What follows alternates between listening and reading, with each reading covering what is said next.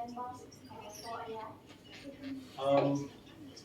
I think the IMDA, which is the Infocom Media Development Authority, has launched a few sandboxes. In the past, there was one relating to data exchanges, data sharing. That, I believe, was one of the first sandboxes there. And then coming up from there, they recently announced the sandbox for privacy-enhancing technology. That's their most recent sandbox, and privacy-enhancing technology is related to data sharing, where you can share the data without the data, sorry, you can gain the insights out of the data without the data actually going across, through different methodologies like homomorphic encryption, federated learning.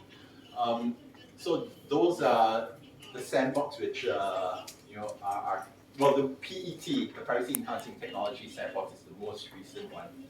And I think, it recently closed. In terms of the application, it was 31st, I believe it was 31st October was the closing date for that. William? Nói to. Anh có microphone. Dạ, em có hai câu hỏi. Câu hỏi trước tiên là dành cho ông David. I have a question. I find your presentation really fascinating, especially the part about the ethical view regarding AI. And I have a question that how can we strike the balance between what to be considered ethical? First, we can your recitation, what your recitation provide us that we can give it to a group of people, a small group of people to determine what is ethical. But is it really okay compared to the majority? And on the contrary, is it really okay if we give the majority of people the right to determine what is ethical? Because there are cases in reality.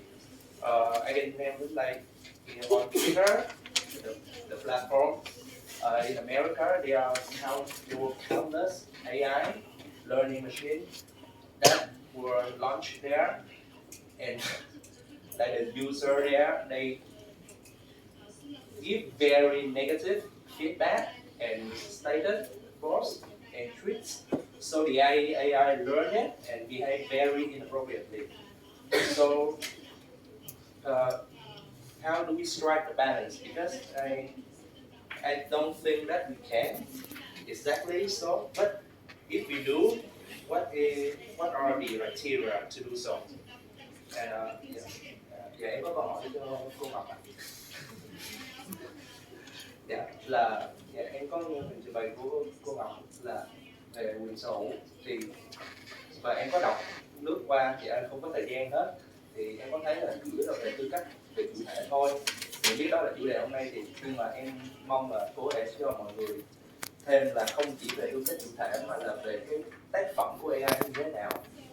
Vì dạo gần đây là trong nửa năm của năm 2022 á, thì trong cộng đồng những người làm nghệ sĩ, nghệ thuật, artist bên Việt Nam á, và bên phương Tây và có bên Nhật và bên Trung Quốc nữa, thì họ rộ lên một cái phong trào là dùng AI, dùng cái dùng cách deep learning để họ imitate, họ bắt chước lại cái tranh, giống như là để chủ đề là một bức ảnh của trường đại học luật và một bức ảnh của thầy Hải, thì AI thì khi mà nhập câu lệnh á, chúng ta chỉ có thể cần nhập câu lệnh là thầy Hải ở trường đại học luật thì nó sẽ thành công vẽ ra luôn bức tranh đó. Thì em không biết là như vậy á, cái bức tranh đó có thể được coi là một cái tác phẩm nghệ thuật hay không, để được bảo vệ hay không, thì đúng là vẫn phải có tư cách chủ thể để xem xét nữa. Nhưng mà em cũng mong là cô có thể chia sẻ về vấn đề đó. Đúng không? Xin phép một chút nữa, vì chắc ở đây có phiên dịch, nhưng mà thì có cả câu hỏi tiếng Việt đi, cho nó hàng luôn đỡ vậy, anh nghe rồi là cho nó đỡ mất thời gian nhé. Các bạn đặt câu hỏi bằng tiếng Việt luôn, có phiên dịch cho cả người diễn giả luôn. Cảm ơn. Derek, can you please address the... Yeah. Thanks for the question. I think it's the one point is there's no silver bullet, especially in relation to ethics. There will always be issues which will come out in any technology, and I raised the thing about the Space Shuttle Challenger for a reason, because as most of you realize, there was another incident called Space Shuttle Columbia, which also, suffered a failure in the vehicle, which resulted in all astronauts dying. So the question is, did they learn from the mistakes? When you look at the incident reports from both incidents, there were some similarities across the two. They had fixed the specific problem in the Challenger, but then some of the problems moved over to Columbia as well, the communication and how decisions were being made. So there will always be issues. The question really in the space of AI ethics is, values and ethics are really dependent on the country, what the policies are, what the culture is, what the values are. Also dependent on the organization. Twitter will be very different from MasterCard, which will be very different from a Vietnamese company. So it also depends on the leadership. Now, there are many things which policymakers and the regulatory framework can do. They provide signals as to what will be appropriate in the country, and that's the domain of policymakers to say, this is appropriate for my country, and this should be the way which you should adopt it. And that sets the tone for everyone else within the country. And I feel there's not going to be one single answer. I apologize, I can't give you a simple answer because there is no simple answer to ethics. It's good. Yeah. There are tools, however, which can help you. Fairness tools, tools which bias training data sets, tools which help you determine whether your privacy notice or the notice which you have is more transparent or not. But it's again not a silver bullet, and you need all these elements to come together.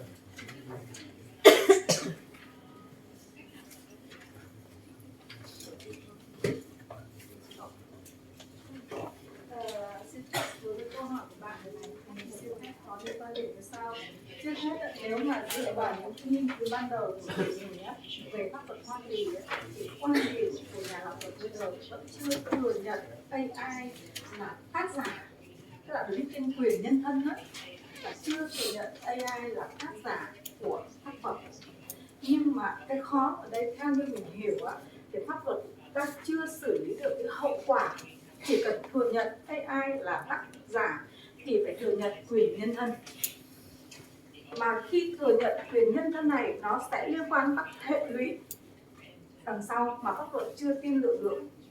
Chứ còn nếu xét về mặt bản chất, tác phẩm được bảo hộ một cách tự động dựa trên tính nguyên gốc, tức là cái hình thức thể hiện nguyên gốc và có tính sáng tạo, thì cái khó nữa trong cái phần mà ví dụ một tác phẩm làm ra đánh giá tính sáng tạo của tác phẩm là AI sáng tạo hay cái người đưa dữ liệu vào là người sáng tạo của tác phẩm.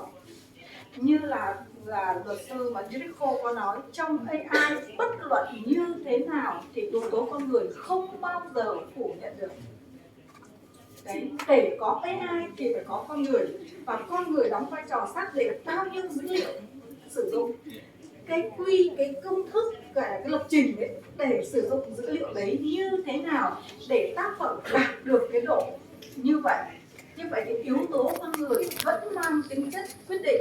Cho nên trong những nghiên cứu thực sự sơ khai ban đầu của mình thì mình vẫn đang hiểu rằng pháp luật vẫn hình dung được sẽ đến lúc AI với hai cái đặc tính tự chủ và tự học sẽ thông minh hơn con người, và buộc con người sẽ phải đến lúc nào đó phải cân nhắc việc thừa nhận.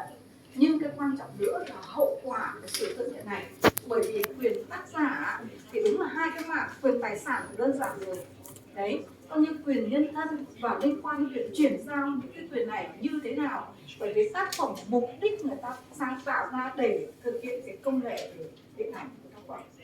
Cho nên mình vẫn hiểu rằng hiện tại trong những gì mình đọc được thì pháp luật Hoa Kỳ vẫn đang dừng ở góc độ, tức là vẫn thừa nhận đấy là một hoạt động sáng tạo của con người mà mang yếu tố quyết định đối với dữ liệu đưa vào để tạo ra tác phẩm do AI làm ra. Cho nên người ta mới có hai khái niệm đấy, khái niệm giống như là con người quyết định cái dữ liệu, và thứ hai là cái tác phẩm do AI tạo ra. Đấy, hai cái đó là hiện nay theo pháp luật Hoa Kỳ họ vẫn chưa thừa nhận AI là tác giả.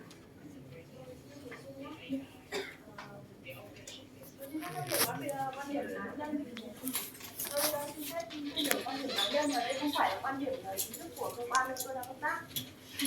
Đây là hội thảo khoa học, nên là chúng ta sẽ chia sẻ quan điểm cá nhân. Thì theo cái quy định của điều 12A của luật sở hữu trí tuệ của Việt Nam, là ví dụ các công nghiệp Việt Nam thì thấy là điều 12A của luật sở hữu trí tuệ của Việt Nam của sửa đổi năm 2022 thì đã định nghĩa rất là rõ khái niệm về tác giả. Thì rõ ràng câu chuyện là bảo hộ tác phẩm với liên quan đến khái niệm tác giả. Thế thì cái điều 12A của luật sở hữu trí tuệ nó rất là rõ là tác giả là người trực tiếp sáng tạo ra tác phẩm. Như vậy có hai yếu tố, một người, hai là trực tiếp. Thế thì người chứ không thể nào máy được. Vậy thì cái câu chuyện đây là câu chuyện liên quan đến cái bài bạn được trình bày về cái gọi là nghĩa vụ pháp lý ạ. Thế thì AI nếu như chúng ta chưa thừa nhận nó là người, nó chỉ là cái máy thôi thì sẽ rất là khó để có thể được bảo hộ và coi là một cái tác giả. Như vậy tác phẩm mà tạo ra thì sẽ rất là khó để có thể coi là một cái tác phẩm vi phạm sự bảo hộ. Yếu tố thứ hai nữa là trực tiếp. Thì bạn có thể là lập tưởng rằng là tôi không vẽ bức tranh nhưng tôi dùng kênh AI để vẽ được bức tranh đấy.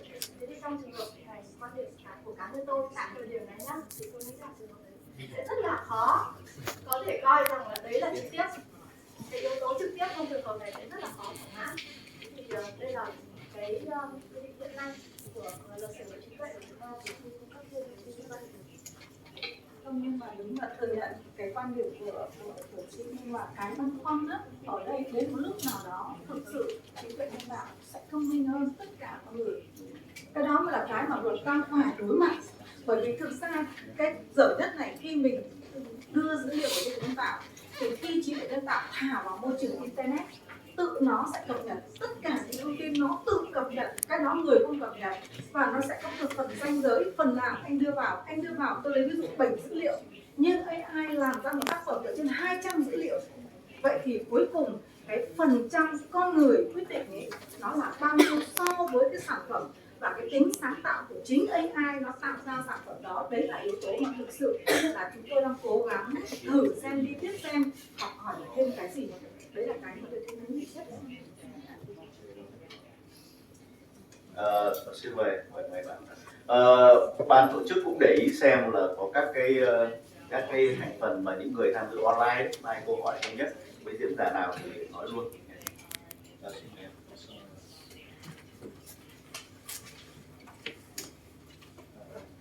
Em đi đầu tiên em giới thiệu một cái briefing trước về một cái hoàn cảnh, tức nghĩa là hiện tại là cảng hàng không và cái công ty quản lý bay thì thật ra là họ đang thay đổi, tức nghĩa là về quy trình khai thác là có sự thay đổi và áp dụng một cái tiêu chuẩn mà Việt Nam cam kết với lại ICAO.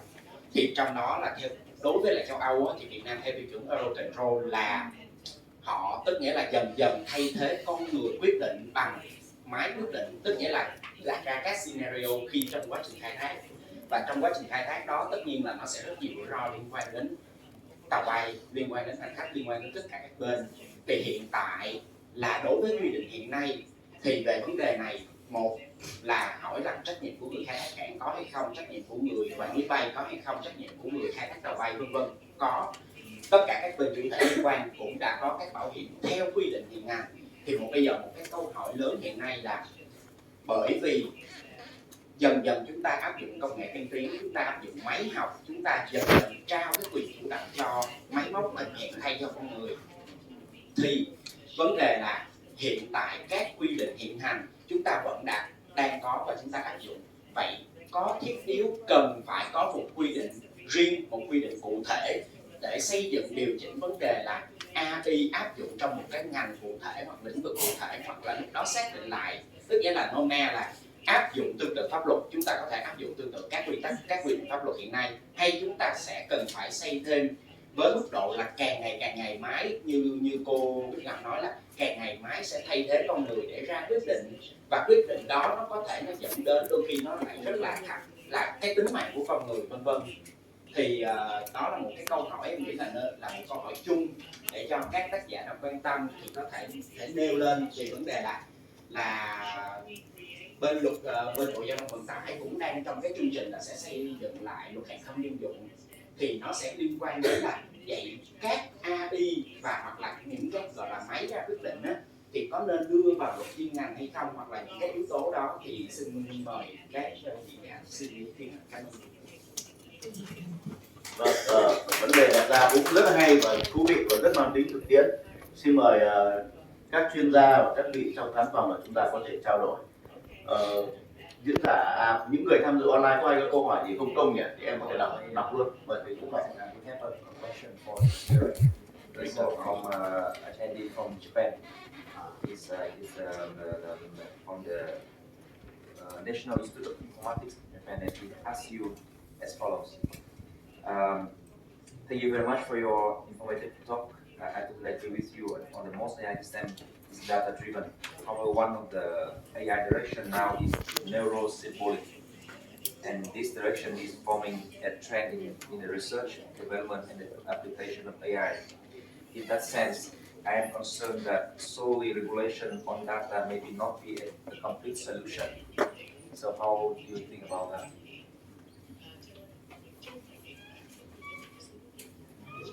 What was the Neuro-symbolic.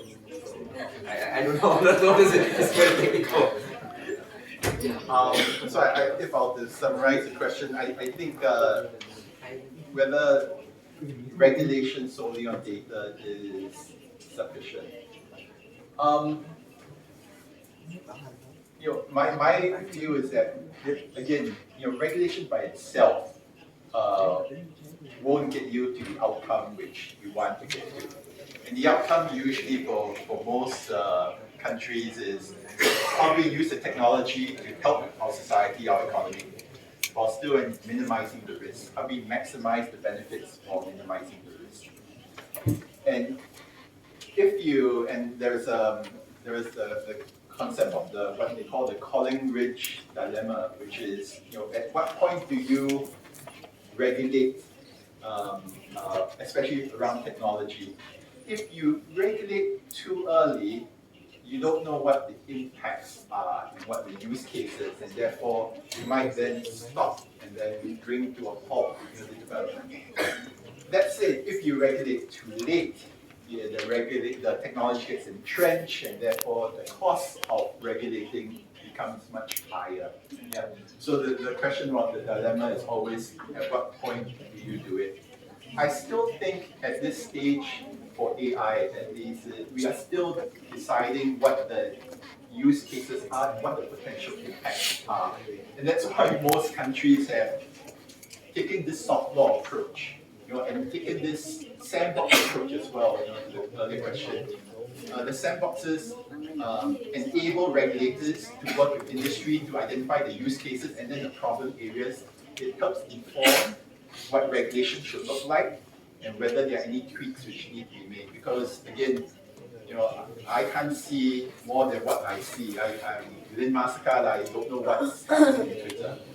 Okay? And so that's why that collaboration needs to come together with public-private sector to see what works and what doesn't. If you regulate too early, I'm afraid that it would, again, bring to an end some technologies or the useful benefits. I think there's a way in which we can collaborate, give you regulatory guidance, frameworks which will help guide the industry through signals, because these are essentially signals to the industry as to what they should and should not do. I'm not sure whether I answered the question, but yeah, hopefully I did. Thank you, Ryan. You are so happy this morning. Because so many audience give you the question. You are so happy. Happiness speaker this morning. Thank you. Các quý vị khác xin ai có câu hỏi trao đổi thêm.